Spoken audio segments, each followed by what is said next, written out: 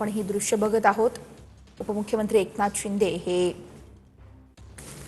आशाताई भोसले यांच्या पार्थिवाचं अंत्यदर्शन घेण्यासाठी पोहोचलेले आहेत। सकाळपासूनच आपण जर बघितलं तर अनेक राजकीय नेते, कलाकार असतील, आशा भोसले यांच्या पार्थिवाचं अंत्यदर्शन घेण्यासाठी येत आहेत आणि आता राज्याचे उपमुख्यमंत्री एकनाथ शिंदे हे देखील या ठिकाणी पोहोचलेले आहेत। संजय शिरसाट, शंभूराज देसाई हे देखील या ठिकाणी उपस्थित असल्याचं आपण बघतोय। शिवाय आशिष शेलार हे देखील इथं सकाळपासूनच उपस्थित आहेत। आशा भोसले यांच्या पार्थिवाचं अंत्यदर्शन घेण्यासाठी चाहत्यांनी देखील मोठी गर्दी केलेली आहे।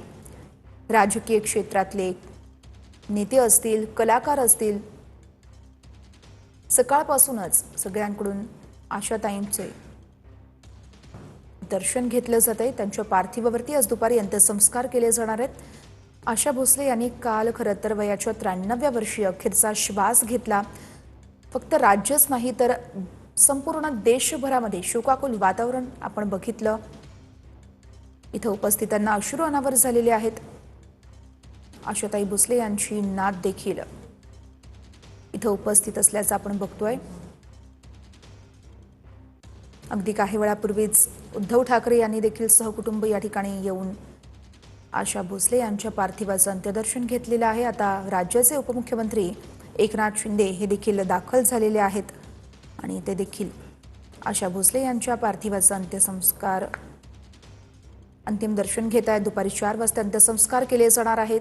अगदी थोड्याच वेळात अंत्ययात्रा देखील या ठिकाणाहून निघणार असल्याची माहिती देण्यात आलेली आहे आणि त्याच आधी आता राज्याचे उपमुख्यमंत्री एकनाथ शिंदे हे अंत्यदर्शन घेण्यासाठी दाखल झालेले आहेत। आज दुपारी 4च्या सुमारास अंत्यसंस्कार केले जाणार आहेत।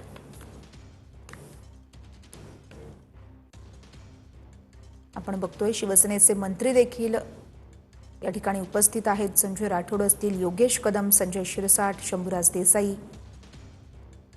आशिष शेलार देखील सकाळपासूनच इथे उपस्थित आहेत। उद्धव ठाकरे यांनी देखील सहकुटुंब येऊन इथं आशा भोसले यांच्या पार्थिवाचं अंत्यदर्शन घेतलेलं आहे। अगदी थोड्याच वेळात इथून आता अंत्ययात्रेला सुरुवात होणार आहे। आशा भोसले यांच्या परेलमधील निवासस्थानी त्यांचं पार्थिव ठेवण्यात आलेलं आहे। चाहत्यांची मोठी गर्दी झालेली आहे। चाहत्यांना देखील आशाताईंचे दर्शन घ्यायचं आहे, शेवटचा निरोप घ्यायचा आहे।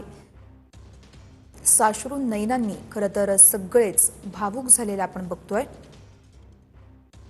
आशाताईंनी आपल्या कलेनं हे जग जिंकलं, त्याहून मोठं म्हणजे त्यांनी प्रत्येकाच्या मनामध्ये, हृदयामध्ये एक वेगळं स्थान निर्माण केलं होतं।